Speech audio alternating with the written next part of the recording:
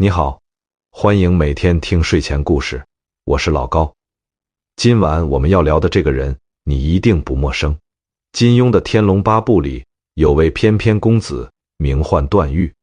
他身负六脉神剑，脚下凌波微步。他追着神仙姐姐满江湖跑，最后抱得美人归，登上了大理国皇帝的宝座。潇洒多情，好运处处开挂。读武侠的人没有不羡慕他的，可真实的历史是另一副模样。那段往事的中心不是风流倜傥的侠客，而是一个叫段和玉的男人。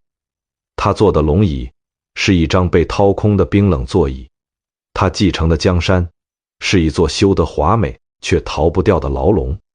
他拥有的不是绝世武功，而是一次又一次的羞辱与幻灭。他挣扎过，反抗过，也赌过国运，但每一步都像陷进淤泥，越用力沉得越深。到头来，他连自己亲生儿子们的性命都护不住。请找一个舒服的姿势，把手机亮度调低，深呼吸一次，让自己静下来。让我们把时间拨回900多年前，走进那座背靠苍山，面朝洱海的西南佛国。大理那个地方的美近乎不真实。点苍山终年覆着积雪，远远望去像一条洁白的玉带。洱海的水清澈如镜，晚风拂过湖面时，波光一层一层漾开，慵懒而温柔。白族姑娘穿着扎染的长裙，裙摆随风飘动，缓缓走过青石板路。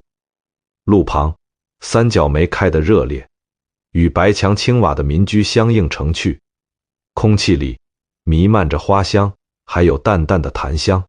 脚步声倾斜，再倾斜，你会觉得这里不像人间，更像一幅刚画好的水墨长卷。那时的中原文人对大理有一种浪漫的想象，他们写道：此地无兵戈之气，唯有风花雪月。点苍山的风，洱海的月，上关的花，下关的雪，无为寺的钟声每天按时响起。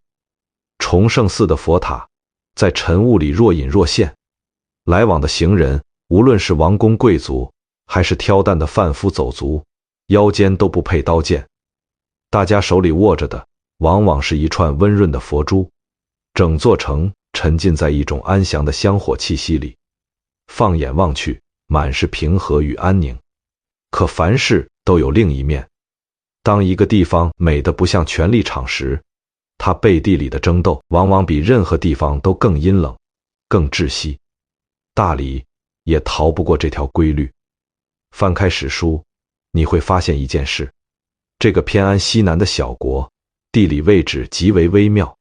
西边是好战的吐蕃，东边是广南，北边是日渐衰落、风雨飘摇的北宋王朝。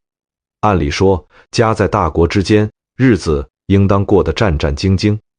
可是大理的百姓却安宁得像住在世外桃源。原因不在国力强盛，而在一套奇怪的权力格局。大理的朝堂上流传着一句让史官都叹息的潜规则，短短8个字：段氏有国，高氏有权。什么意思呢？就是说，名义上这片江山姓段，崇圣殿那张龙椅上坐着的是段家皇帝，他天天接受百官朝拜，享受万民尊崇。可实际上，兵权、政权、财权、官员任免，全都捏在世袭宰相高氏家族的手里。高家权势大到什么程度？他们可以随意任免官员，他们可以废立皇帝，他们甚至能让龙椅上的人第2天就变成阶下囚。如果把大理段氏比作东汉末年的汉献帝，那么高氏家族就是那个挟天子以令诸侯的曹氏父子。这是一个死局。段家的皇帝在这张看似至高无上的椅子上一坐就是几百年，可他们的真实身份只是一具具被高家精心提现的木偶。皇帝想说一句硬话，得先看高家的脸色。皇帝想提拔一个心腹，得先问高家同不同意，甚至连皇帝换一个守宫门的侍卫，都要相国点了头才作数。所谓君临天下，不过是一场演给百姓看的戏。公元1083年，一个注定被高家牢牢牵制的孩子，在大理镇南王府出生了。他的父亲叫段正淳。段正淳虽是皇室储君，却毫无实权，日子过得闲散，也过得压抑。他翻遍族谱，给这男孩取名段和玉，也就是《天龙八部》里众人熟悉的段誉。为了讲述的方便，我们接下来统一称他段誉。很多人会想，生在这座处处受限的皇宫里，段誉的性子应当温和顺从。可事实恰好相反，血脉里的天性是藏不住的。史料记载，年少的段誉与沉闷压抑的皇室氛围全然不合，用4个字形容，就是极喜刀剑。别的皇室子弟都安安静静跟着高僧念经，他们学着做一个听话的傀儡，学做一个不惹麻烦的贵人。7岁的段誉却天天握着木剑，在院子里奋力挥砍，汗水浸透衣衫，他也不肯停。原因很简单，他渴望力量，他想做真正独当一面的人，他想握最锋利的兵器，守护本该属于段家的江山。父亲段正淳看出了儿子的心气，他虽无权势，却不惜重金，四处寻访名师，最终请来了一位隐居的高人六炫大师。正史里关于这位大师的记载很少，但民间传说里他本事极大。有人说他能与教导岳飞的宗师周同齐名，也有人说他早已看破红尘，却为这个孩子破了例。那段日子是段誉少年时代最充实的时光。白天，他跟着六炫大师习武、骑射、格斗、长矛，样样都练。史书记载，他擅长近身搏斗，精通长矛之术。一杆长矛在他手中能刺穿铁甲。傍晚，他又捧起佛经与儒典，反复研读。他记性极好，悟性也高，许多深奥的义理一点就通。高僧与他论法，都常常被他的见解惊到。每日操练结束，段誉会站在铜镜前，他看着镜中日渐强健的身躯，看着远处木把上密布的毛痕，少年的心底会涌起一股滚烫的抱负。那时的他想法单纯极了，他以为只要自己足够强大，只要自己文武兼备，终有一日就能凭本事夺回本该属于段家的皇权。他要在龙椅上做一个真正有实权的王，他要把高家那只无形的手从段家的脖子上移开。可惜，这只是少年段誉天真的幻想。历史早就反复印证过一条规律：当权力牢牢握在旁人手中，空有才干，满心抱负的人只会被无形的牢笼困得更死，往后的折磨也会更残酷。许多年以后，一位喜爱大理山水的文学大家金庸读到了这段往事，他被这个文武兼备的少年深深吸引，他动笔将段和誉写成段誉。小说里的段誉奇遇连连，他掉下山崖，学会了凌波微步，他误打误撞吸了别人的内力，练成六脉神剑。他一路游山玩水，结识各路英雄，赢得家人芳心，最后毫无悬念地登基成为大理国主。金庸把世间所有好运与自由都慷慨地赋予了笔下这个人物，可真实的历史从来不给任何人开后门，没有奇遇，没有神功，没有大师姐小师妹的浪漫，只有残酷的权力倾轧和走投无路的绝境。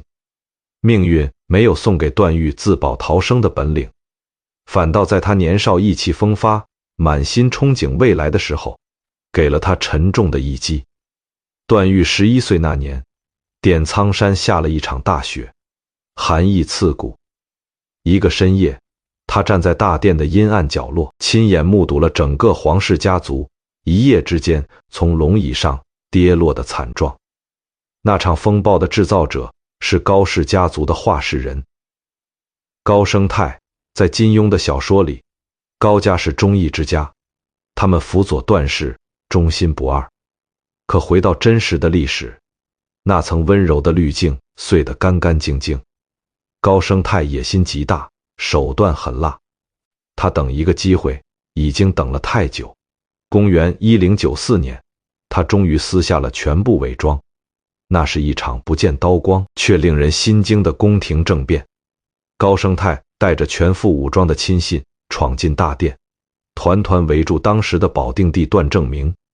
没有武侠小说里精彩的打斗，也没有谁使出一招半式，只有一句冷冰冰的逼迫：脱下龙袍，交出皇位，去崇圣寺出家。那位曾经威严的伯父颤抖着摘下头上的皇冠，他剃去头发，披上僧衣，他的一生从此与青灯古佛为伴。高生泰则堂而皇之的坐上龙椅，他废掉大理国号，自立为帝，定国号为大中国。那一夜，11岁的段誉从尊贵的皇族子弟一夜之间变成了惶恐不安的普通人。他望着伯父渐行渐远的背影，第一次真切地看清了段氏皇权有多脆弱。那顶看似尊贵的皇冠，旁人想夺走，只需要一句话。这一次经历像一枚烧红的烙铁，深深烙印在他心上。他明白了一个词：身不由己，而这个词将纠缠他整整一生。命运的安排常常出人意料，他总爱在人深陷绝望时抛出一个荒诞的转折。高生泰的帝王美梦只维持了2年。公元1096年，他重病卧床，走到了生命尽头。按照常理，他应当把皇位传给儿子高泰明，让高家世代执掌江山。但大理境内并不是高家一手遮天。高生泰篡位之后，各地土著部族纷纷起兵反抗，战乱从未停歇。卧病在床的他心里其实很清楚，高家虽手握大权，可若强行霸着皇位，只会成为所有势力集火的目标，整个家族最后可能招来灭门之祸。所以临终前，他留下了一道让所有人震惊的遗言。他嘱咐儿子高泰明把皇位归还段氏，重新拥立段家人登基。不要以为这是高生泰幡然醒悟，不，这只是一场算计周全的政治自保。他把段氏推到明面上，当一块替高家抵挡各方矛盾的挡箭牌，皇位就是那块盾牌。就这样，段誉的父亲段正淳被时局推上了皇位，大理复国，后世称为后理。那顶冰凉的皇冠兜兜转转又回到了段家手中。可段誉冷眼旁观，心里比谁都明白，王冠虽然戴在父亲头上，可操控帝王命运的丝线依旧牢牢握在新任相国高泰明手里。真实的段正淳与金庸小说里那个处处留情的风流王爷天差地别。他大概是整个中国历史上最憋屈、最惧内的皇帝之一。他在位时专门写了一篇文章，叫赞妻文。文章里用尽各种讨好奉承的词句，夸赞王后刀白凤一国君主，卑微到这种程度，原因何在呢？因为刀白凤出身大理望族，他的家族手握重兵，朝堂话语权极重。朝堂之上，高泰明把持大权，架空皇帝；深宫之内，王后的家族又处处制衡着他。段正淳的每一天都像走在夹缝里，整整12年，他都是一个名副其实的傀儡。上朝要看相国高泰明的脸色，回宫还要受制于王后一族，看似坐拥江山，实则困于牢笼，日复一日，身心俱疲。这12年里，段誉慢慢长大了，他全程目睹父亲做傀儡的日子。他看着父亲一点点耗尽心血，丢掉所有帝王尊严，点苍山的钟声又一次次沉闷地回荡。那个钟声像是在为一个王朝的软弱送葬。公元1108年，苦苦煎熬了12年的段正淳终于撑不住了。望着冰冷的大殿，望着满朝只听高家调遣的文武官员，他发出了一声长叹。那声叹息里有绝望，有疲惫，也有彻底认命的平静。他慢慢脱下那件束缚了自己4000多个日夜的龙袍，他走上12年前伯父走过的路，他披上袈裟，遁入空门。那一天，段誉26岁，他满心惶恐，浑身发抖。他眼睁睁看着那顶沉重空洞、早已被高家夺尽实权的王冠，被人递到自己面前，他无从推脱，他只能任由那顶皇冠牢牢扣在自己的头顶。崇圣寺的早课钟声依然按时响起，长长的僧人队伍里多了一张神色麻木的熟悉面孔，那是刚刚褪去龙袍的段正淳。他完成了人生最后一次，也是最彻底的脱身。剃度那天，他看着神情沉重的儿子，轻轻拍了拍段誉的肩膀。这位憋屈了12年的父亲，没有留下任何治国的嘱托，他只是满心绝望地叹了口气，说：“都怪我，实在没有能力守住江山。”就在这一刻，那件象征退让与退路、常年浸满香火气息的袈裟，第二次出现在段誉眼前。他听懂了父亲话里的辛酸，他也看清了一个事实：父亲交到他手里的，从来不是大好河山，那是一具被高家掏空了所有的冰冷王座。兵权在高家手里，钱粮在高家手里，朝堂上下全是高家的眼睛。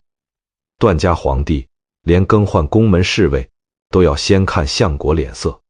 父亲披上僧衣，寻得了解脱，却把这座冰冷压抑、毫无实权的牢笼交到了26岁的段誉手中。可26岁的段誉骨子里依然滚烫，他不肯低头认输。他没有像伯父和父亲那样，一登基就一味忍让。他7岁拜师，文武双修，长矛能穿透铁甲，学识能辨明经义。他绝不相信段氏皇族注定只能做任人摆布的傀儡。望着铜镜里年轻健壮的身体，压抑多年的帝王抱负，在登基这一刻彻底爆发了。他决心变革，决心打破僵局。他要和这个把持朝堂100年的高家放手搏一次。盛大的登基大典上，年轻的皇帝做出了一个极具抗争意味的决定。他定下新年号日新，这2个字取自大学中的名句：苟日新，日日新，又日新。在举国礼佛、风气压抑内敛的大理，这2个字像一声惊雷，狠狠冲击着高家把持的朝堂。这位年轻的皇帝借着年号昭告天下，大理不能再这般死气沉沉，大理不能永远苟安度日。他要革新朝政，要一根根斩断高家束缚段氏皇权的绳索。朝野上下人心震动，有人暗自叫好，有人冷眼旁观，更多人在等着看这个年轻人能撑多久。为了不负日新这个年号，段誉开启了拼命勤政的日子。他完全不像父亲那样消沉度日，天还没亮，他就坐在崇圣殿里批阅文书。史书评价他勤于政务，体恤百姓，重用贤才。刚登基，他就下旨减免边疆37部百姓的繁重赋税。他放宽刑罚，为不少蒙冤入狱的人平反。那些高家官吏炮制的冤案，他一件件翻出来重审。他还避开高家眼线，悄悄提拔了一批有才干、有骨气的寒门读书人。他把这些人留在身边，辅佐自己处理朝政。大理的百姓很久没有见过这样用心治国的皇帝了。史料记载，那段时间靠着年轻皇帝的奋力改革，夹缝中的大理难得出现了一段安稳兴旺的时期，后世将那段日子称为轩仁中兴。每次段誉走出皇宫，街上的百姓都会热情欢呼，他们挤在路旁，想看一看这位年轻天子的面容。无为寺的高僧也常常称赞他，说他是开国皇帝段思平之后最贤明的君主。那一刻，段誉心里充满希望，他真心想做一代明君。他也天真的相信，只要收拢天下民心，就能撼动一手遮天的高家势力。他以为民心就是最大的力量，他以为自己可以。公元1116年，命运似乎终于看见了这位年轻皇帝多年的付出，他给了他一次千载难逢的翻盘机会。压得段家2代人抬不起头，手握全国军政大权的老相国高泰明突然离世了。高泰明一死，势力庞大的高家立刻群龙无首，陷入内乱。高家同族的子弟为争夺相国之位，私下互相算计，争斗不休。对段誉而言，这是难得的转机，是他这辈子唯一一次能主动反击的机会。他没有半分迟疑，他暗中调遣忠心于自己的禁军，他联络早就对高家独揽大权不满的地方大族，他打算趁高家内斗，一举收回军政大权。那几天是段誉一生当中距离实权和自由最近的时候，他甚至提前写好了收回高家兵权的诏书。无数个不眠之夜，他都在烛火下反复推演。他以为属于段氏的好日子马上就要来了，可他低估了传承100年的豪门，他低估了世家大族在存亡关头那种可怕而冰冷的团结力。就在段誉计划实施的前一晚，高家凭着敏锐的危机感强行压下所有内部争斗。他们统一推举族里手段狠辣、能力出众的高亮成接任相国。高亮成刚掌权，根本不给皇帝半点喘息机会，他迅速调集高家掌控的边境重兵，直接拿下大理全城的防务。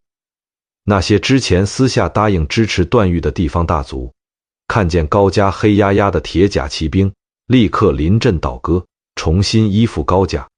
通往实权与自由的大门被高亮成毫不留情地狠狠关上。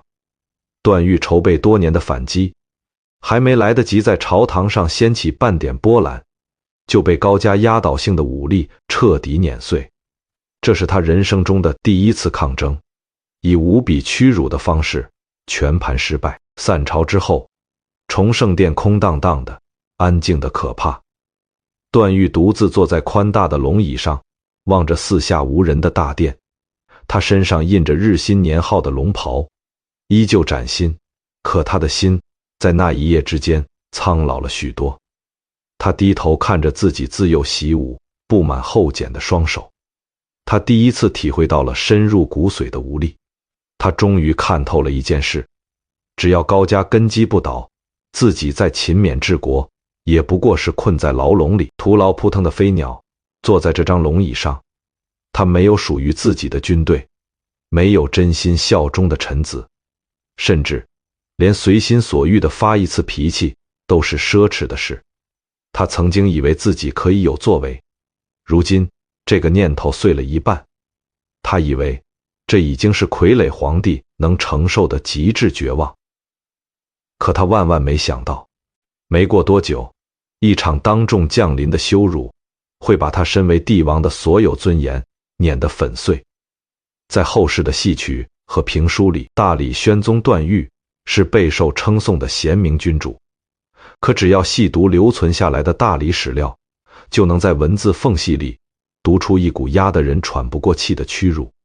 高亮成掌权之后，高家对皇权的打压与践踏再也不加掩饰，那种凌驾于皇权之上的专横，在一场看似和气的宫廷宴会上，化作了狠狠抽在段氏皇族脸上的一记耳光。那日，崇圣殿挂满彩灯，众臣饮酒，气氛热闹。宴席之间坐着高生态的孙子高志昌，他仗着高家权势，平日里嚣张跋扈，谁都不放在眼里。这天他喝得酩酊大醉，他端着酒杯，晃晃悠悠地走上大殿台阶，在文武百官的注视下，他径直来到龙椅前的段誉面前。他不下跪，不行礼，他用一双泛红的醉眼直直地盯着皇帝。忽然，他狠狠摔碎手中的酒杯，他指着段誉的鼻子，当着满朝文武一字一句地骂道：“尔本奴才，何得作此？”短短8个字，如同一声惊雷，瞬间打断了殿内的悠扬乐曲。这句话的意思直白又刻薄：你不过是我高家养的一条狗，一条奴才，你有什么资格坐在龙椅上？这句话像一把尖刀，彻底撕碎了段氏皇室100年来做傀儡的最后一层伪装。大殿瞬间死寂，乐师的手指停在琴弦上，舞女纷纷伏地，一众段氏宗亲个个面无人色。自古以来，有一句话：君辱臣死。这种事如果发生在中原王朝，无论是秦汉、大唐还是北宋，有人敢当众对皇帝说出这种话，那绝对是株连九族、凌迟处死的大逆之罪，这是触碰皇权底线的死罪。可这里是大理，段誉手里没有半分兵权，他的手指死死扣住龙椅上的金龙雕刻，指甲深深嵌进木头缝里。他望向殿内，高家护卫全都低着头，手按刀柄。他再看阶下，满身酒气的高志昌正肆意地挑衅着。他是自幼习武的人，他的长矛能一矛穿透铁甲。他想当场处置这个狂徒，有太多办法，但他不能动手。他知道，只要他稍有动作，高家铁骑就会立刻杀入皇宫，段氏一族会惨遭屠戮。顶着天下最尊贵身份的大理皇帝，只能缓缓松开不停发抖的手。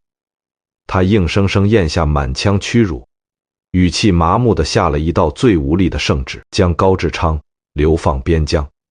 这根本算不上惩戒，这只是身为傀儡的皇帝向高家子弟做的一次卑微退让。半年之后，边境传来消息，高志昌忍受不了蛮荒之地的瘴气与苦日子，病死在流放之地。高志昌虽然死了，可这场满是屈辱的对峙并没有就此结束。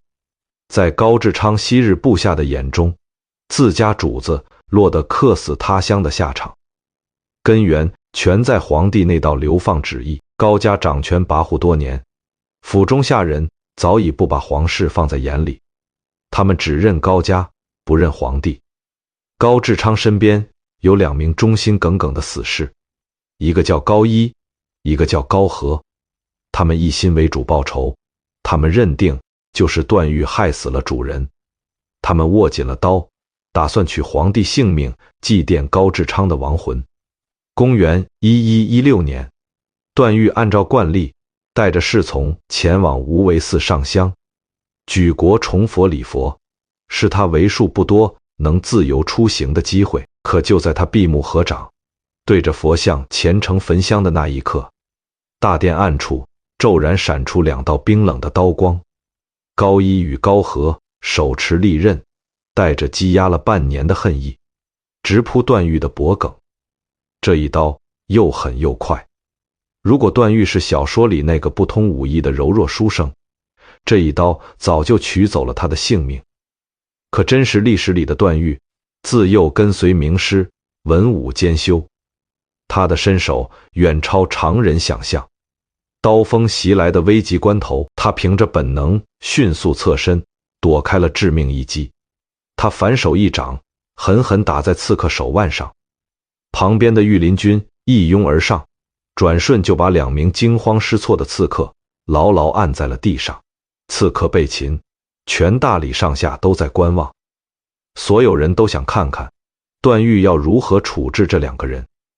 上一次仅仅流放高志昌就招来了杀身之祸，如今刺客当场被抓，罪证确凿，大家都以为皇帝这一次一定会严惩凶手，以立皇家威严。可接下来发生的事，成了大理历史里最荒诞、最讽刺的一幕。段誉没有下令把刺客打入大牢，没有严刑审问，更没有下令处以极刑。他立于大殿之上，望着跪在地上，一脸视死如归的高一与高和，沉默了很久，重重地叹了口气。他亲自上前解开二人身上的捆绳，他对着满朝文武缓缓说道：高志昌确实有错，但这两个人甘愿舍命为主报仇，算得上是重情重义。大理不可诛杀忠义之人。他不仅放了二人，还当庭宣告赦免高一、高和的全部罪责。两名刺客早已做好了受尽酷刑的准备，他们万万想不到，回馈自己的竟是这样的结果。走出大殿，望着外头刺眼的日光，羞愧与震撼瞬间淹没了他们。他们无颜面对宽宏大量的皇帝，他们也无法释怀自己行刺君主的卑劣行径。没过几日，高一与高和满心愧疚，双双拔剑自尽。听闻二人的死讯，段誉又做出一件让高家上下心生寒意的事，他专门拨款，在无为寺边上为这两个曾想取自己性命的刺客修了一座气派的墓。他还亲手写下墓碑的名字。当时不少人都觉得段誉此举太过荒唐，有人认定他是被佛法束缚的老好人。可抛开以德报怨的表象，看透背后的政治权衡，你就会明白，这是他一辈子最聪慧也最令人心疼的隐忍谋略。他心里清清楚楚，自己根本没有处置这两名刺客的资格。高一、高和本就是高家心腹，一旦痛下杀手，只会激化段高两族的矛盾，那正好给相国高亮成抓住把柄，顺势彻底废掉自己。朝堂之中，兵权生杀大权全都不由自己掌控，他连处置刺杀自己的仇人都做不到。既然武力不行，他就换一条路。他以宽恕作为武器，他不但不追究二人的罪责，反而称颂他们重情重义。段誉用近乎牺牲自身尊严的高尚德行，把靠着篡位夺权、常年架空帝王的高家牢牢定在了舆论的审判台上。他坐实了高家不忠不义的名声。他借着两名刺客的棺木，向全大理的百姓昭示一件事：连高家的下人都懂得忠义，而手握大权的高家却常年挟持君主，这才是世间最大的背信无义。一个无兵无权的弱者，面对一手遮天的豪门，这几乎是他仅有的反击了，那是带着血与泪的反击。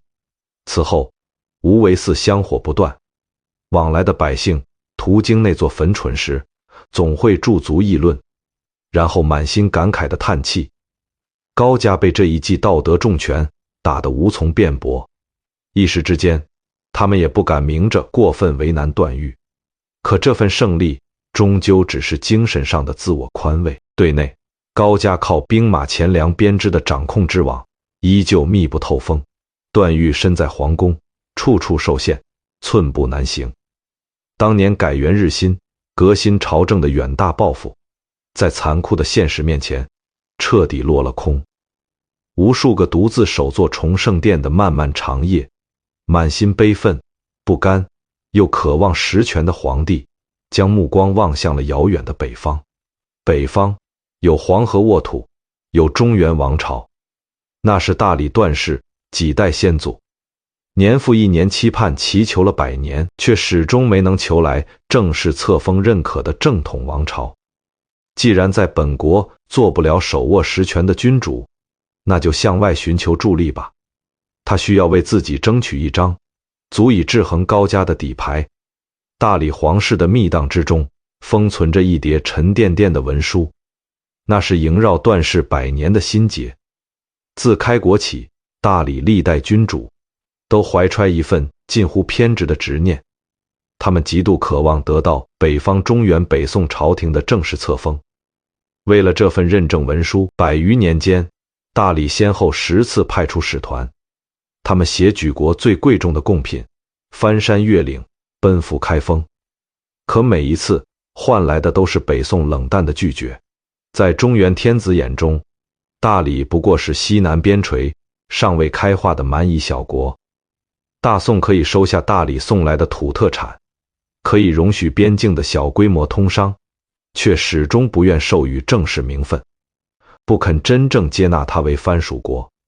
北宋君臣不知道，这份册封对大理君主而言从来无关虚荣，那是他们维系王权仅存的一点救命底牌。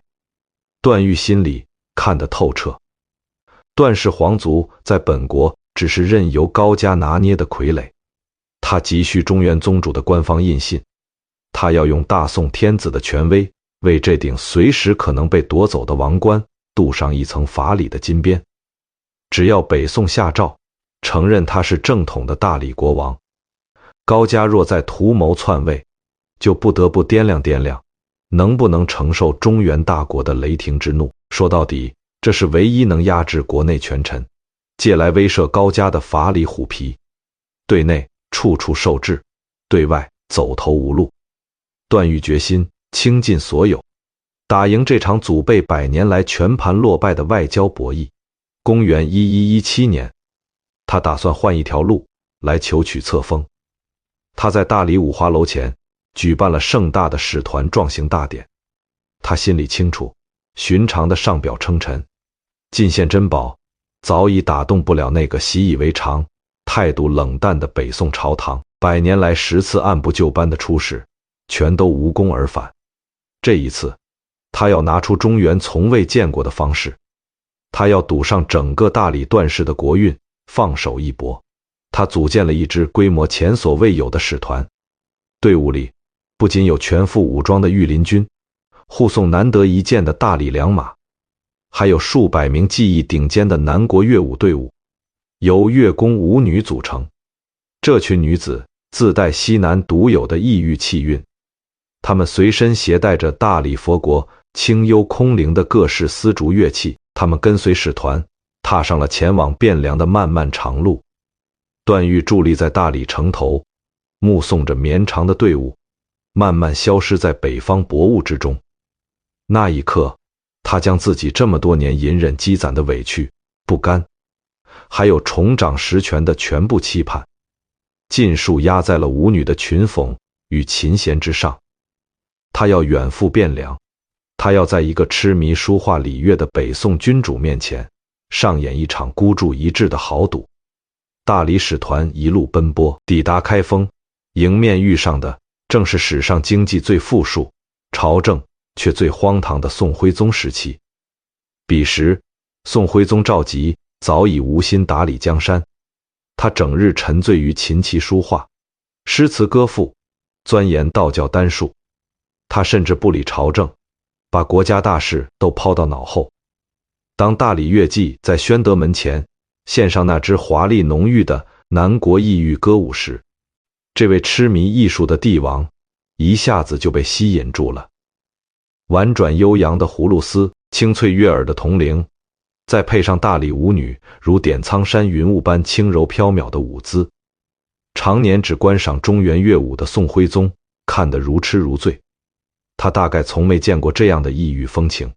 那一刻，他忘了朝政，忘了边防，忘了一个帝王该有的谨慎。历史在这里上演了极具讽刺的一幕：大理几代君主耗费100年心血，多方周旋，都没能求得的中原正统册封，竟然被这位疏于朝政的皇帝，在一场歌舞宴乐里轻飘飘地允诺了。宋徽宗满心欢喜，当即下旨，册封段誉为金紫光禄大夫、检校司空、云南节度使、上柱国、大理国王。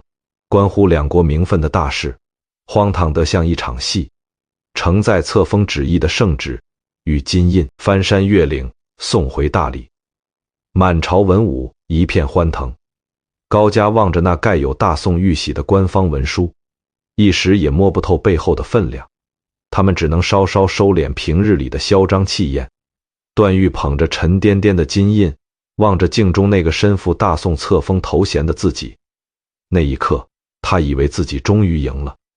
他以为借来了中原朝廷的威慑，就能压制住虎视眈眈的高家势力。他错了，而且错得很快。公元1127年，距离得到大宋册封仅仅过去11年，靖康之变骤然爆发，金国铁骑大举南下，横扫中原，汴梁失守。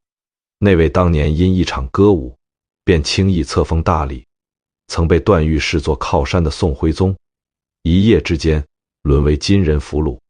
他最终凄惨地客死在荒芜的五国城，北宋王朝就此轰然崩塌。此后，赵构南下建立了南宋，他退守临安，勉强自保。南宋的对外政策与北宋截然不同，大理再度派出使团，想要延续大宋的册封盟约，可偏安江南的赵构唯恐惹怒金国，引来战乱，他直接回绝了大理的所有诉求，半点情面不留，段誉一腔心血寄予中原，到头来终究是一场空。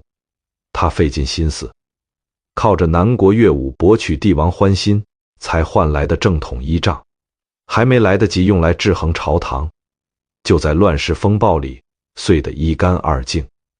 那顶靠着大宋册封镀上荣光的空王冠，在北宋覆灭的硝烟之中，重新露出了冰冷空乏、毫无实权的本质。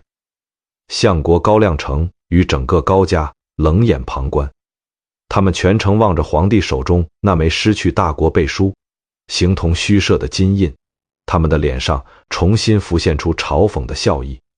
江山从来就不曾真正握在段誉手里，他费尽心力借来的名分与靠山，转瞬化为泡影。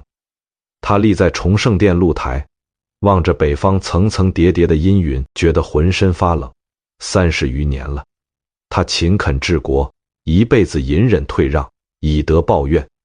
他甚至不惜拼尽举国人力，靠一场歌舞远赴中原，赌来册封。他拼尽全力，想要打破段氏世代为傀儡的宿命。到头来，他就像一个在沙滩上筑城堡的孩童，浪潮一卷，所有心血尽数消散，不留分毫。他本以为这已是命运对一个有心无力的君王最残忍的捉弄，他万万没有料到，命运早已磨好了锋利的利刃，他半点余地都不肯给他留。最后那一刀裹挟着刺骨的寒风，他精准的、狠厉地刺向了他身为父亲最柔软、最毫无防备的心口。苍山洱海之间，冷月悬空，整座大理皇宫望去像一座巨大的青石囚笼。段誉独坐深宫，他听着晚风里摇曳的铜铃轻轻作响，那件见证过轩人中兴的华美龙袍，此刻沉重得像裹身的兽皮，半生隐忍，半生退让，以德化解屈辱，远赴中原赌国运。他拼尽全力，只想在这盘早已定死的困局里，为段氏皇族争出一条生路。可直到此刻，他才终于看清，高家不只依靠兵马钱粮困住他，他们更用最温和也最残酷的手段将他牢牢捆住。那两件利器是血缘与联姻。大理段、高两族世代通婚，这不是美满姻缘，这是高悬在段氏头顶的枷锁。为维系朝堂表面的平和，段誉做出一生中最痛的让步。他把自己最疼爱的高庆公主送进了相府，他让她嫁给了相国高亮成，王后出身高家，亲生女儿又成了高家儿媳。高家靠着层层缠绕的姻亲，织出一张绵密无解的蛛网。高亮成身兼两重身份，他既是把持朝政的相国，又是段誉的女婿。高家一族是掠夺皇权的豺狼，却也是割舍不开的至亲。每当段誉心底生出反抗的念头，那根名为亲情的绳索便狠狠勒进血肉。他想有动作，就要承受骨肉割裂般的煎熬，他寸步难行。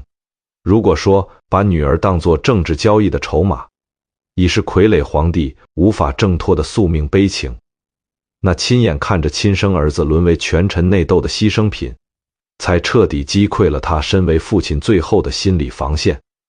老一辈高家权臣陆续离世，往日一遇外患便能抱团一心，应为抱团一心存疑，理解为抱团一心的高氏大族内部分裂的裂痕彻底爆发。族中的叔伯堂兄弟为争夺相国之位，各自结党营私，争斗愈演愈烈。而这场高家的自相残杀，最伤人的战火竟直接烧进了皇宫内院。分裂的各大高氏支系为给自己夺取正统名分与政治资本，不约而同地盯上了段誉的8位皇子，高家一支拉拢大皇子，另一支扶持二皇子，就连年纪尚幼的几位小皇子也被各自绑上不同高氏派系的战车。史料记载，段誉育有8子，可在高家眼中，这8位鲜活的少年从来不是大理未来的储君，他们只是棋盘上供人博弈的棋子，他们只是争夺相位的工具。权力的毒药被一点点灌进皇子们心中，他们不断被挑唆，被蛊惑，他们开始滋生对同父异母兄弟的嫉妒与怨恨。在相府幽暗的密室之中，8个少年的人生走向被无形丝线强行扭转，他们望向彼此的目光里早已没有半分手足温情，只剩下势不两立的敌意与杀机。公元1145年，这场由高家幕后操控的皇子夺嫡之乱，彻底演化成大理建国以来最惨烈、最荒诞的人间炼狱。皇子互相攻伐，地方各部趁乱起兵，素来安宁的西南佛国顷刻间分崩离析，战火从边疆37部一路蔓延到大理皇宫午门之外。这是段誉半生里最晦暗、最难熬的岁月。在外受百姓称颂近40年，一手缔造轩人中兴的贤君，此刻只能独自坐在冰冷的龙椅上，一遍遍接收来自深宫与边境的噩耗。今日传来消息，大皇子麾下兵马遭高家暗中出卖，全军覆没。隔日又听闻3皇子在府中遭4皇子心腹下毒，七窍流血而亡。那些儿时围着他嬉闹，手持木剑喊他父皇的孩童，那些他曾抱在膝上教他认字读经的少年，如今身披甲胄，在权臣的不断挑唆下，举着利刃彼此相向。他们亲手刺向自己的亲兄弟，国土满目疮痍，骨肉自相残杀。而他纵有万般悲痛，也全然无力回天。他名义上是一国之君，可他劝和停战的圣旨一出宫门就被高家弃作废纸。他是痛彻心扉的父亲，他含泪出面劝解，他换来的却是儿子们被权欲蒙蔽的冰冷面孔。他护不住风雨飘摇的大理，他也拉不住走向毁灭的儿女，他只能独自坐在王座上，眼睁睁看着高家冷眼旁观，坐收渔利。他只能看着高亮城借着这场骨肉厮杀，进一步巩固高家独揽的大权。数十年的夙夜勤政，一生的退让隐忍，他到最后连一家人安稳相聚的方寸饭桌都无力守住。在无数个听闻皇子喋血，宫墙内哭声不绝的深夜，段誉总会独自走到崇圣寺后殿，殿内悬挂着大理历代先帝的画像，那里还存放着伯父段正明、父亲段正淳退位出家后留下的旧物。他伸出那双自幼文武兼修、能挥矛破敌的手，轻轻摩挲着一件粗糙冰冷的袈裟，那件袈裟浸满檀香与孤寂的气息。这是他人生里第3次听见这件袈裟发出无声的呐喊。垂垂老矣的帝王在无尽长夜之中终于彻悟了，他看透了历史残酷又荒诞的真相，他终于懂了， 11岁时，伯父段正明为何心甘情愿交出皇权，遁入空门？26岁那年，父亲段正淳又为何带着一句为君无能的绝望叹息，义无反顾地投身青灯古刹？从来不是他们偏爱佛门清净，也从来不是他们当真看破了俗世红尘，只因这后李国早已被权臣牢牢把持，皇权早已被彻底架空。在这样扭曲压抑的世道里，段氏帝王想要保全性命，想要守住皇族仅剩的一点体面，这件清冷袈裟就是命运留给他们唯一能安然脱身的退路。头顶的王冠虚无缥缈，高家随时可以把玩，随意费力，可一旦披上袈裟，皈依佛门，在举国众佛的大礼，就算心狠手辣的高家也不敢轻易担下谋害僧人的千古骂名。出家从来不是大理段氏君主心中向往的归宿，那是高悬在他们头顶的绞刑架旁仅存的一处避难所。对段氏皇帝而言，出家从来不是随心的选择，那是走投无路、无从逃避的宿命。大理迎来了数十年来最沉寂的一个清晨，连绵春雨淅淅沥沥，落在无为寺青苔覆盖的石阶上，雨水慢慢冲淡了城中久久不散的血腥气。苦苦煎熬了39年，身心俱疲的段誉缓缓从龙榻上起身。他没有传召司仪，没有通知百官，也没有派人通报相国高亮城。他独自走到铜镜前，望着镜中满头霜白的老者，他的眼底早已不见了当年改元日新时的热血锋芒。64岁的帝王对着镜中人凄然一笑，他苦笑着，用颤抖的双手轻轻抬起。他平静地摘下那顶困住他半生、耗尽段氏2代人血泪的王冠，半生勤政，革新求变，隐忍博弈，对外远赴中原，求取册封；对内以德化解羞辱。到头来，他眼睁睁看着骨肉相残，皇权永无出头之日。那顶曾承载过他全部抱负与希望的皇冠，此刻只剩下无尽的沉重与荒芜。争过，拼过，退让过，隐忍过，所有执念尽数落空，这俗世王权再无半点留恋。这一次，他选择主动走向历代先辈走过的路，青灯古佛，了却残生。公元1147年，大理崇圣殿内死气沉沉，压抑的氛围如同一场无声的丧礼。时年64岁，自幼文武兼备的段誉最后一次坐上那把龙椅。这一回，他再也没有改元日新时的挺直腰杆的义气，他也不再去百官之中搜寻任何一丝忠于自己的目光。他垂着头，神色漠然，他像一尊失去生气的石像，当着一众高家权臣与满朝文武，他缓缓宣读自己一生中最后一道圣旨，传位于皇子段正兴。当年伯父与父亲交出皇位时，心底尚且裹挟着被逼无奈的屈辱与不甘，可此刻的段誉早已看透了一切，他将妥协与认命做到了极致。他冷静得近乎寒凉，他不但交出了束缚自己39年的空洞王冠，他更做出了一个令后世史官无比震惊的决定。他把遴选下一任帝王的决定权亲手交到了高家掌权人相国高亮城手中，这等同于直白的宣告：皇嗣由你们取舍，江山由你们掌控，段氏血脉，你们想保全谁就保全谁。他再也无所求了。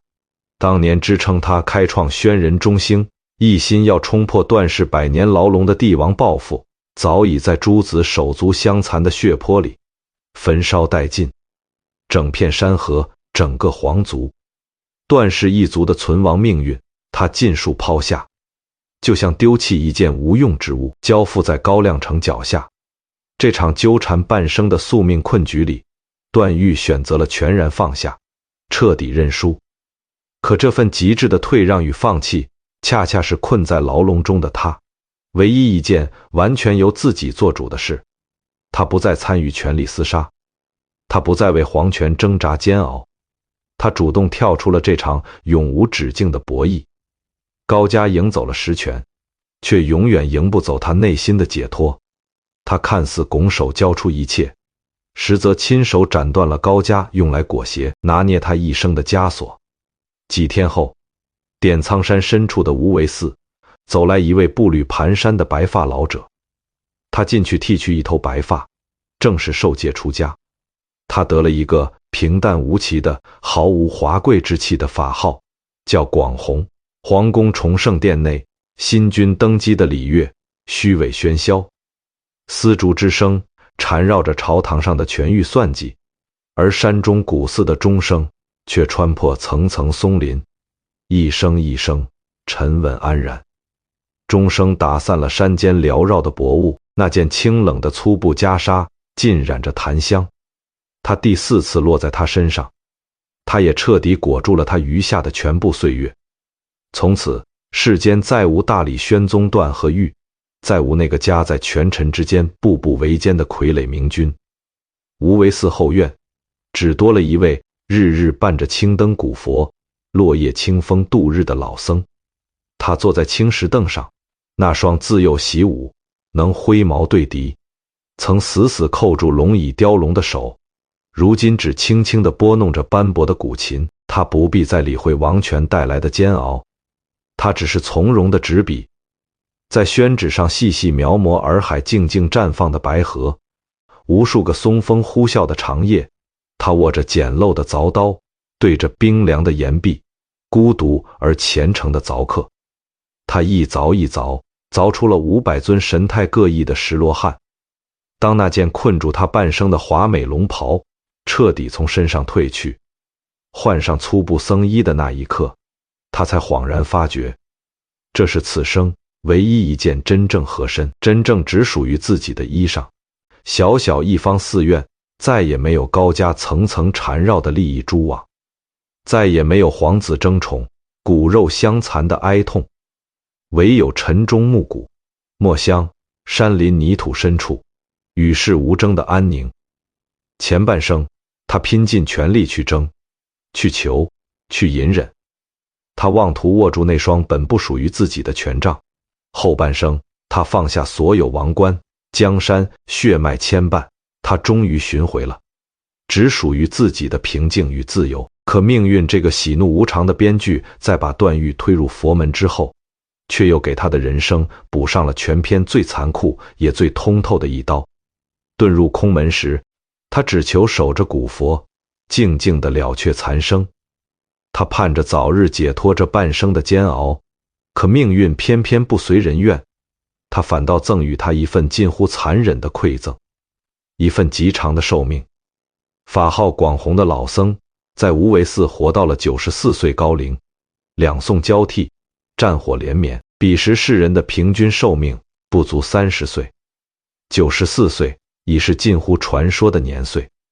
翻遍3000年的帝王史册，在所有正史留名的君主里，他的寿数位列第2，他仅仅落后于800年前坐拥盛世、一生享尽荣华的乾隆皇帝。这份长寿放在寻常百姓身上是天大的福分，可放在一个被囚禁了一辈子的傀儡帝王身上，却是一场漫长而冰冷的刑罚。他日日静坐于无为寺山门，他看着清风一年又一年吹白胡须，岁月用刀一笔一划，在脸颊刻满深褐。30余年的僧徒岁月，他被迫扮演一个冷眼旁观的看客。当年大殿之上，当众辱骂他尔本奴才的高志昌，坟头的青草哭了又生。几番轮回，那张靠联姻、兵权编织巨网困住他一生的权相高亮成，纵有心机与权术，终究抵挡不过病痛。高亮成在哀嚎中化为一捧枯骨，就连当年为争夺空王冠自相残杀、兵刃相向的亲生诸子，他们也被痊愈消磨了一生，在无尽的不甘与怨恨里慢慢老去。他们最终一个接一个埋入了黄土，高家权臣尽数凋零，手足相残的皇子先后落幕，缠绕大理朝堂数十年的利益蛛网一根根崩断了。那些耗尽他半生心血的权力戏台，人去楼空，曲终人散。靠着这份漫长到近乎麻木的寿命，他静静熬走了所有囚禁他、算计他、利用他的人，他也熬走了所有他深爱过也深深痛心过的人。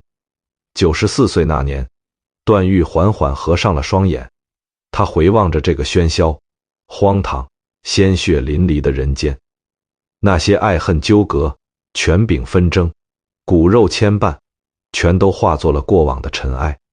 时间到头来，只剩他一个人走完了所有的离合悲欢。前半生困于王冠，挣扎求存，处处身不由己；后半生遁入山林，无声旁观，看所有人尽数谢幕。长寿不是恩赐，长寿是让他亲眼见证所有枷锁、仇敌、执念一一消散，直到世间再无牵绊，他才能安然撒手，他才能彻底放下这一场蹉跎一生的人间大梦。大理的风穿过900年的时光，依旧在点苍山的积雪前呼啸。历史在这里完成了一个最深邃的闭环。段誉用了一生去证明一件事，他越是励精图治，他越想成为一个拯救大理的千古明君，他就在命运的泥潭里陷得越深，他越是在向全天下证明自己的无能为力。他这一生从未真正掌控过哪怕1寸大理江山，大理真正的主人从来都不姓段。可在历史的另一页上，他却赢了，因为就在他彻底脱下龙袍，摘下空王冠，将所有执念抛向洱海的那一刻，他虽然失去了江山，他却第一次真正掌控了自己的灵魂。金庸先生笔下的段誉，快意恩仇，潇洒通透，他仗着一身神功纵横江湖，快意人间。可真实的段和誉一生从未学会过六脉神剑，他更没有能逃离屈辱的凌波微步。但命运在剥夺了他所有武侠神话的同时，却在最冷酷的历史缝隙里给了他一件比任何神功都要无敌的武器。那件武器叫做放下今晚的故事。讲完了。900年前，无为寺的钟声漫过松林，那位半生浮沉、历尽悲欢的老僧静静合上了双眼。他将俗世的权柄、人心的贪妄、骨肉相残的血色纷争，尽数留在了那座冷清的崇圣殿中。江湖功业皆如镜花水月，红尘纷扰，终成过眼云烟。点苍山的飞雪，轮回岁岁枯荣；洱海的月，盈亏往复，从未停歇。那位被困于王冠、隐忍挣扎94载的帝王，终不过沉淀为史书上寥寥几笔静默的文字。反观我们俗世之中，那些耿耿于怀的执念，辗转难眠的烦恼，又何其轻微。白日奔赴烟火，承载万般执念，长夜向内自省，安放内心安宁。愿今晚的月光照见你心底的松林，愿你放下白日的重担，拥有一个安稳绵长的梦。我是老高，祝你好梦，晚安。